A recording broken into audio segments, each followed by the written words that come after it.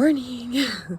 It is day 37. Oh my goodness. Yes. 37. It's weird how some days can just feel really long, and most of the time they just go so quickly and they all just kind of blur together. But that is where we were at. Wow. Look at this view. Just gotta share. Love it. One of the benefits of being in the upstairs of an apartment. Don't love going up and down the stairs, but hey, it's not bad for my health either, right? Yes. Good morning. Just finished my devotional and just wanted to share something quick with y'all, whoever's listening. I thought it was really apropos because if anyone's been following me in this journey, they can see that things have kind of been up and down, which is understandable. Not what I was hoping. There's definitely been more emotions to work through than I would like, but that is part of the process, and I'm learning to accept that it's that it's not just do this, eat this, and it's done. That is an important piece to have. By all means, if you fail to plan, you plan to fail, which I keep telling myself. But in that, I got to where I am for a reason, and it's because a lot of it was suppressing emotions and using food as a form of comfort and a way to deal with those emotions, rather than really facing them and knowing how to process them appropriately. And that was actually what my devotional was on this morning. My main one, again, from this old-fashioned book that I do appreciate. I do several because, again, I've been processing Jesus in the wilderness, and I am also going back and forth between ones on health, on marriage, on kids, and anyway, it's kind of like I have a little buffet of devotionals that I do in the morning to touch on different things. But anyway, so the devotional this morning, one of the points that I really appreciated, it said that feelings that are not experienced and dealt with honestly can gain a subtle kind of power over us. And that can come out in the form of,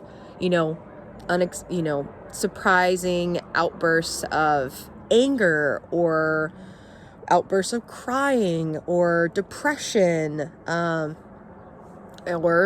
in most of our cases, if you're following this, you probably relate that, indulging, overeating, binging and purging. For other people, it may be starvation if they struggle with anorexia. There's so many ways that we try to deal with our emotions without really dealing with them. You know what I mean? I mean, just taking them in the moment. So I just wanted to bring that up because that is definitely something that I struggle with.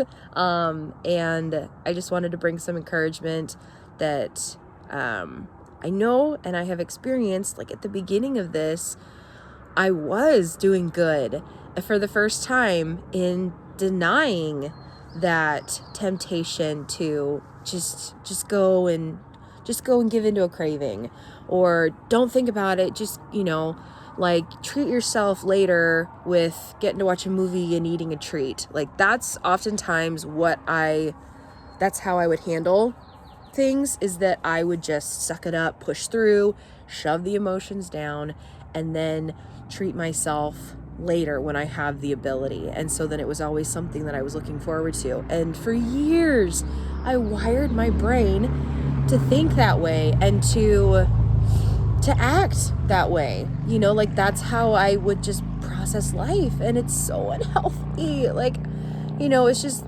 making me think back to so many moments where if I had just dealt with what I was going through in that moment, if I had, instead of going at it alone, if I had reached out for help to someone, and it doesn't even have to be someone I know, it could be a Christian therapist, which I am very much an advocate for people getting help, and I think that we all need more professional help at some point in our lives. And so I'm definitely a believer in godly Christian counseling and having a mentor in your life.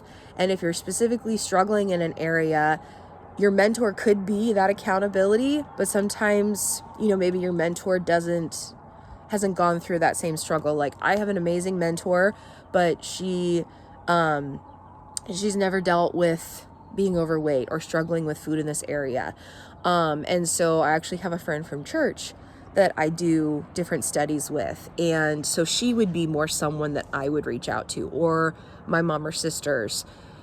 And so having people set up in our lives for encouragement, for accountability, for those moments where we just need someone to talk to help give us, that space, and just the questions to ask, because I think that sometimes, like, we know what to do, but we need a soundboard almost to work off of. I don't know. I'm a verbal processor, and that, I think that's one of the reasons that I can easily just like shove it aside and say, like, no, I got this. I struggle with pride. Ugh, definitely story of my life. And ironic, right? Because I'm making a YouTube video, but there's also a huge part of me that like hopes that no one ever sees this because it's so raw and embarrassing. But anywho, just having someone to work with in those moments, or to know that if I give in, I'm going to have to admit it to them. There's a variety of reasons why having accountability is so helpful, and everyone's different. Like for my husband, that's a really big factor for him, is that he knows that if he gives in, in the things that he struggles with, he has to admit it to his accountability, and he doesn't want to have to do that. For me, it would be more, yes, I would hate to have to admit when I struggle, but it would be more so of having someone there in those moments when I am really struggling. And I just would need to make that more of a habit, because I do tend to hide away and pretend like, oh, this isn't that big of a deal. It's not that much of a problem. I've got the control. I've got this. But how often is that exactly what the enemy wants? He wants us to think that we've got self-control, that we don't need to flee from the temptation. We're strong enough to endure it, or to be a light in the darkness. And, it's just like the way that he twists scripture, it's it's very frustrating. It's clever, but it's very frustrating. So anyway, all that being said, it's already so long. I'm sorry.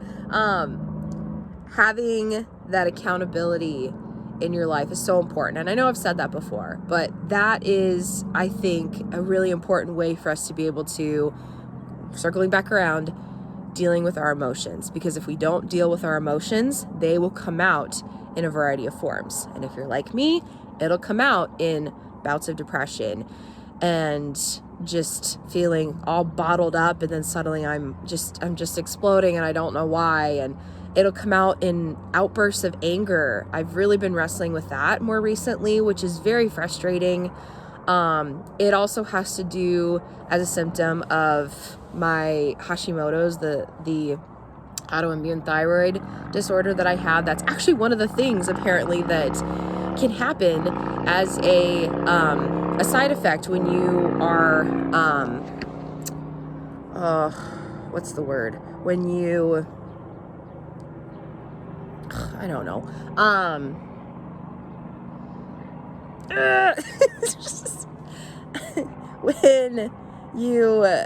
When you're not on track, I don't know the actual word of it. Dang it, it's gonna come to my mind later. But when you're off track on it, and you are experiencing the symptoms of that. That's one of the symptoms. That a flare-up. There it is, a flare-up. When you're experiencing a flare-up, it can come, like for me, I've noticed that it comes in the form of headaches, the form of outbursts of anger. Like I just feel so overwhelmed that I can't control my emotions in the moment. And also skin issues. I'm definitely dealing with that. Aside from like, you know, just the bloating and feeling icky, but anyway, pinpointing those things. And then of course, the biggest thing is that when we don't deal with our emotions, it comes out in the form of our addictions. And for me, that's overeating, that's indulging, that's using food as a form of comfort, as a way to celebrate, as a way to treat myself, as a way to make me feel better because I'm depressed or whatever it is. I am sick of that having that power. So I just wanted to share that that was just another good realization. And looking back on these past 37 days, seeing those moments and realizing like, you know, like I can kind of now break it down and compartmentalize and say, okay, this was this, but this was just me not knowing how to manage my emotions. So I'm going to learn to manage my emotions, and I'm not going to be perfect at it, but that's okay. Once we become aware of something, then we can work on it, right? So I'm going to work on it. But anyway, I'm going to go so that I can get on my exercise bike before my kids got to wake up. And yeah, you guys have a great day. I will see you tomorrow or the next day. But definitely before the 40 days are up, because we're on day 37. So keep at it wherever you're at. Keep it going, and it's worth it. So talk to you later.